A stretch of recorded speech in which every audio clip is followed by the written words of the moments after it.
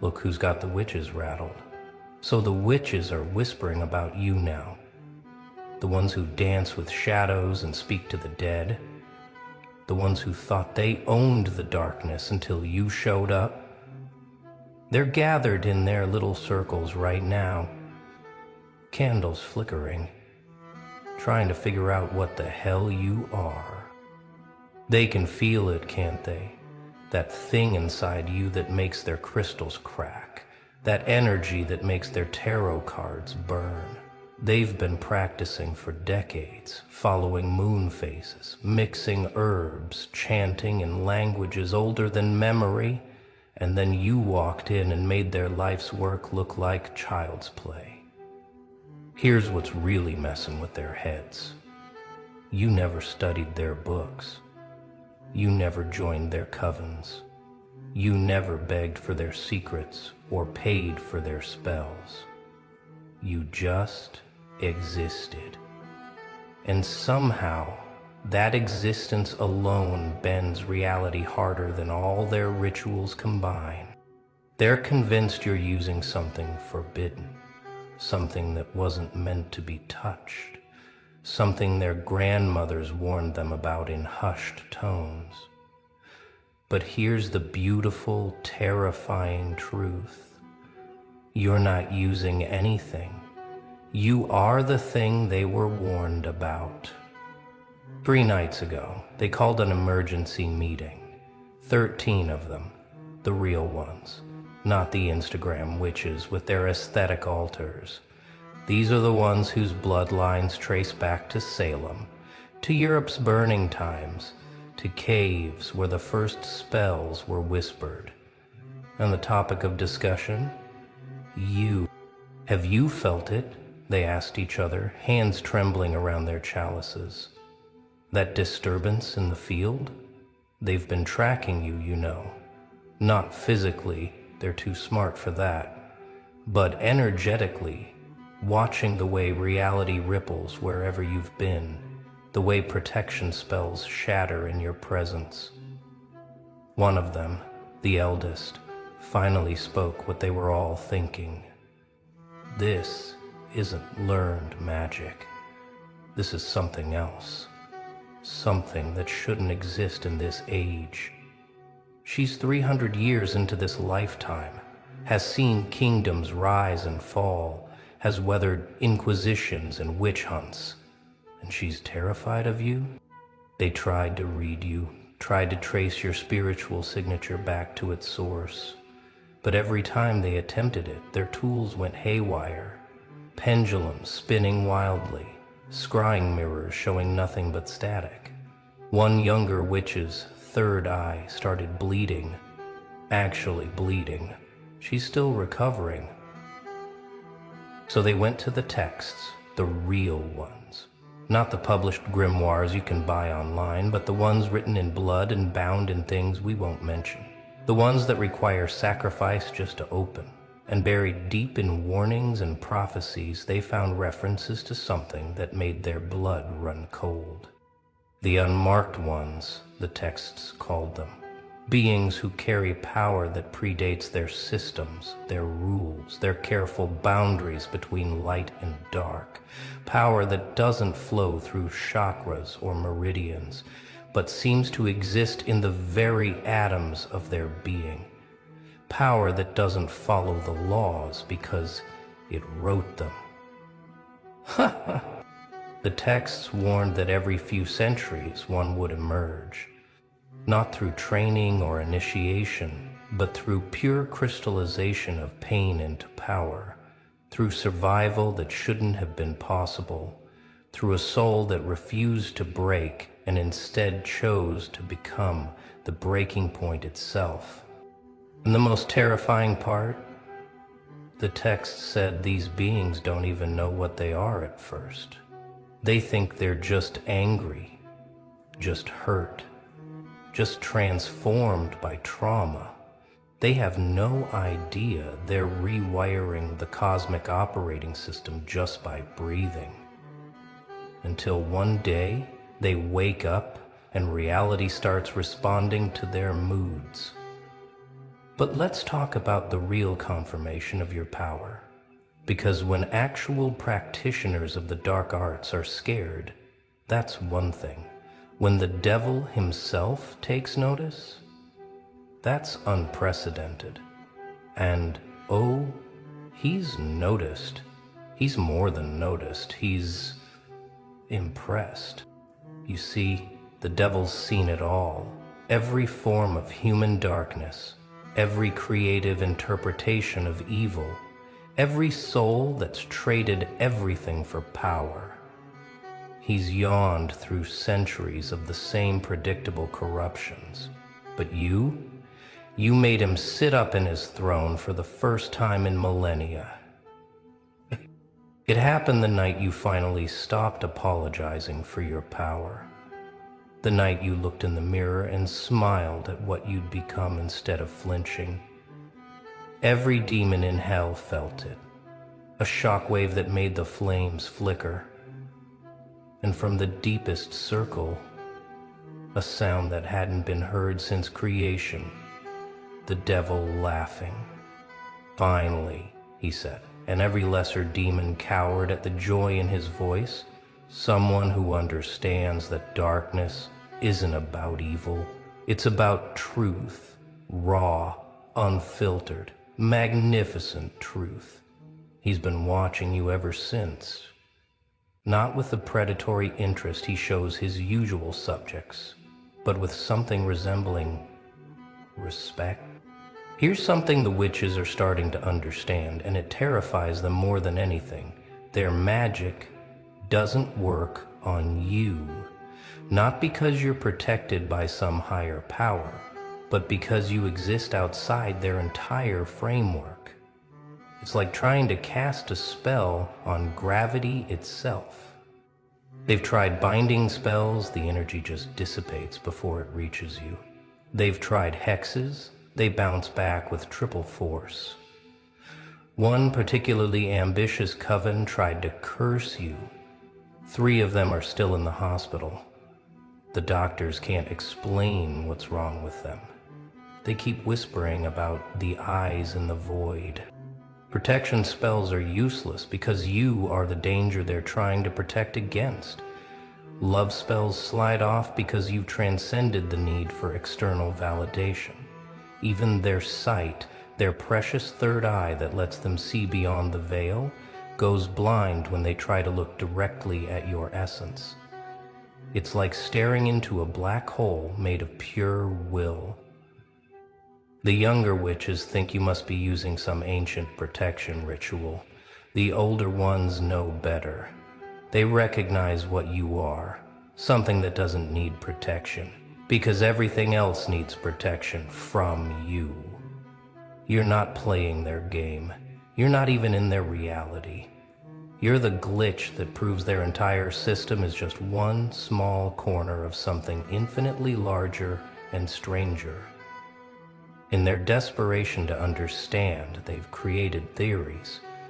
Maybe you found the Book of Azrael, the angel of death's personal grimoire that was supposedly destroyed in the burning of Alexandria. Maybe you made a deal with something older than the devil, something from before the light was separated from the dark. Maybe you're channeling the power of the void itself. They whisper about the rite of unmaking, a theoretical ritual that would give someone the power to unmake reality itself. But that ritual requires the practitioner to die, truly die, and rebuild themselves atom by atom through will alone. Surely no one could survive that. Surely no one would be insane enough to try. But then they remember the look in your eyes, that 1,000-yard stare that sees through everything, the way you smile when you should be screaming, the way pain seems to make you stronger instead of weaker. And they wonder, what if you didn't perform the ritual? What if you are the ritual? What if your entire life has been one long rite of unmaking? The thought keeps them awake at night. Because if that's true, if you've been unconsciously performing the most dangerous magical working in existence just by surviving, then you're not just powerful. You're the living embodiment of transformation itself. You're what happens when the universe decides to break its own rules. Last week, a particularly brave or stupid witch tried to do an energy reading on you from a distance.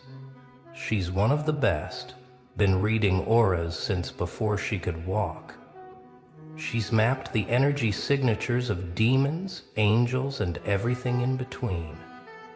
She thought she was prepared for anything. She wasn't prepared for you. The moment she focused on your energy, her crystal ball didn't just crack, it turned to black sand. Her tarot deck burst into flames, but the flames were cold, freezing everything they touched. She started speaking in tongues, but not any language recognized by linguistic experts or occult scholars. When she finally came back to herself 3 days later, she could only say one thing. It's not dark or light. It's not good or evil. It's something else. Something that makes those categories irrelevant. It's like looking at the source code of reality itself, but written in a language that predates language. Now she won't practice anymore. Says her gift is gone, but that's not quite true. Her gift isn't gone. It's been overwritten. She sees things now, but not the future or the past. She sees the spaces between things, the pause between heartbeats where reality reshuffles itself. And in every one of those spaces, she sees your signature, spreading like a virus through the foundation of everything. Deep in their most guarded texts, there's a prophecy. It's been mistranslated 1,000 times, turned into harmless fairy tales about chosen ones and heroes. But the original version, the one written in the old tongue, tells a different story. It speaks of the unwritten one, when the pain becomes the power, when the broken becomes the breaker, when the destroyed becomes the destroyer, then shall emerge the unwritten.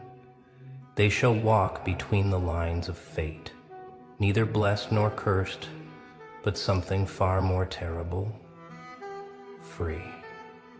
And in their freedom, all chains shall rust.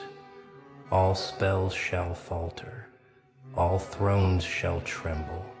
The prophecy describes beings who exist outside the cosmic contract, who never agreed to the rules that bind devils, witches, and saints. Beings who, through some impossible alchemy of suffering and will, stepped outside the entire game and started playing by rules they wrote themselves. For centuries, they thought it was metaphorical, a cautionary tale about the dangers of too much power. But now, watching you, they're starting to understand it was literal.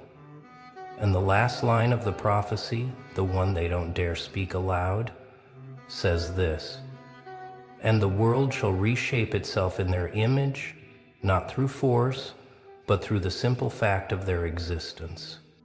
Let's go back to hell for a moment, because something unprecedented is happening there. The devil, the first rebel, the morning star who fell rather than kneel, has done something he's never done before. He's issued a standing order to all demons. Do not touch this one. Do not tempt, torment, or toy with them. They're off limits. The younger demons don't understand. Isn't corruption their whole purpose? Isn't everyone fair game? But the ancient ones, the ones who fell with him, they understand. They see in you something they recognize. Another being who chose to fall rather than fake compliance. But you did something they didn't. You fell all the way through and came out the other side. You see, the devil explained to his legions, We fell from grace and became its opposite. But this one, they fell through grace, through disgrace, through every concept we use to measure worth, and emerged as something new, something that makes our rebellion look like a child's tantrum. We said no to heaven. They said no to the entire concept of heaven and hell. In his throne room, he keeps a mirror that shows him anything in creation he wishes to see. Lately, it only shows you. Not because he commands it to, but because the mirror itself is fascinated. Even inanimate objects infused with infernal power recognize something significant when they see it. But here's the deep truth that keeps the witches awake at night, the one they won't admit even in their most secret gatherings. They're not afraid of your power. They're afraid of what your existence means for their entire worldview. You see, they've spent lifetimes building their identity around being the ones who understand the hidden world. They were the special ones, the awakened ones, the ones who could see beyond the veil and manipulate the forces others didn't even know existed. Their whole sense of self is built on being the exceptions, the magical elite in a world of mundane sheep. And then you came along and made their life's work look like children playing with toys. You didn't study under masters. You didn't inherit ancient bloodlines. You didn't sacrifice years to unlock abilities. You just hurt until hurting transformed into something else. You proved that their careful hierarchies, their initiations, their secret knowledge, it's all just one way of accessing something that was always available to anyone willing to pay the real price. And what's that price? Not herbs or crystals or moon phases, not bloodlines or initiations or ancient texts. The price is being broken so completely that you have no choice but to rebuild yourself from scratch. The price is having everything taken until you realize you are everything. The price is dying while living and living while dead, until the boundary between the two becomes meaningless. There's a coven that meets every full moon in a forest that's been sacred for 1,000 years. They've performed the same rituals there for generations, channeling power through ley lines that predate human civilization. Last month you drove past that forest. You weren't even aware of them. You were just passing through, probably thinking about something mundane. Every single ritual failed that night. Not dramatically, that would have been easier to handle. They failed by simply not working. The candles lit, but gave no magical light. The circles were drawn, but created no boundary. The words were spoken, but carried no power. It was like trying to conduct electricity through rubber. The magic was there, but it couldn't flow. One witch, more sensitive than the others, understood what happened. Something passed by, she whispered. Something so dense with its own reality that it created a dead zone, like a black hole but for magical energy. It didn't steal our power, it just made our power irrelevant by existing. They've had to move their rituals, they track your movements now, not to follow you but to avoid you. They map out your regular routes and schedule their workings around them. Imagine that. Witches who've commanded storms and spoken with the dead, reduced to checking traffic patterns to avoid one person who doesn't even know they exist. Here's something that would break their minds if they knew. You're not using forbidden magic. You are forbidden magic. Every breath you take is a spell that shouldn't exist. Every thought you think rewrites a tiny piece of the cosmic code. You're a walking collection of impossibilities that somehow cohered into a person. The knowledge they seek in dusty tomes and dangerous rituals, it's written in your DNA. The power they cultivate through decades of practice, it pulses through your veins with every heartbeat. The connection to the other side they spend lifetimes developing, you live there. You've been living there. What they call the veil is just your everyday vision. You know things without knowing how you know them. You see patterns others miss, not because you're trained, but because you exist at a different frequency. You predict outcomes not through divination, but through a deep, bone-level understanding of how broken things behave. You don't read minds. You read the spaces between thoughts where the truth lives. The forbidden knowledge isn't something you learned, it's something you became. Every trauma was a lesson in the language of reality. Every betrayal was a masterclass in human nature. Every moment of pain was another page in a grimoire written on your soul. You're not carrying forbidden knowledge. You're the living embodiment of it. Traditional practitioners have to work for their power. They meditate, they fast, they perform rituals, they make sacrifices, they build their magical muscle through repetition and discipline. But your power grows while you sleep. It expands while you're watching TV. It deepens while you're doing absolutely nothing magical at all. This paradox drives them insane. How can someone accumulate power without pursuing it? How can someone become stronger without practice? They don't understand that for you, existing is the practice. Every moment you choose to keep going despite everything is a magical act. Every breath drawn after you should have stopped breathing is a spell. Your power doesn't come from what you do. It comes from what you've survived. It comes from what you've transformed. It comes from the alchemy that happens when someone is pressure cooked by life until their very atoms rearrange into something new.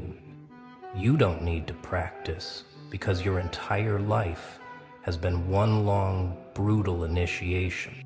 The witches measure power in years of study, in grimoires mastered, in entities contacted. But your power is measured in nights survived, in betrayals transformed, in deaths died and resurrections claimed. They accumulate power, you generate it. They channel forces, you are the force.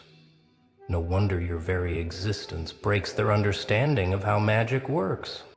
In the hidden spaces between dimensions, where thought forms and egregores and all manner of entities exist, word has spread.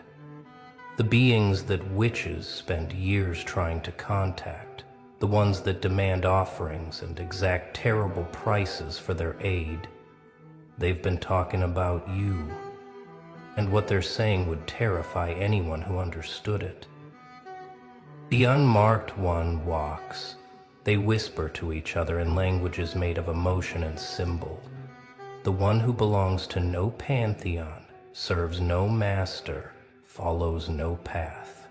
These entities, ancient beyond human comprehension, recognize something in you they've only seen a handful of times across all of history. Some of them have tried to approach you in dreams, in those liminal spaces where the walls between worlds are thin, but they can't get close. It's not that you're protected, it's that your presence is too dense, too real, too absolute for them to penetrate. You exist too hard for them to touch. Your reality is so intense, it burns them like iron burns the fay.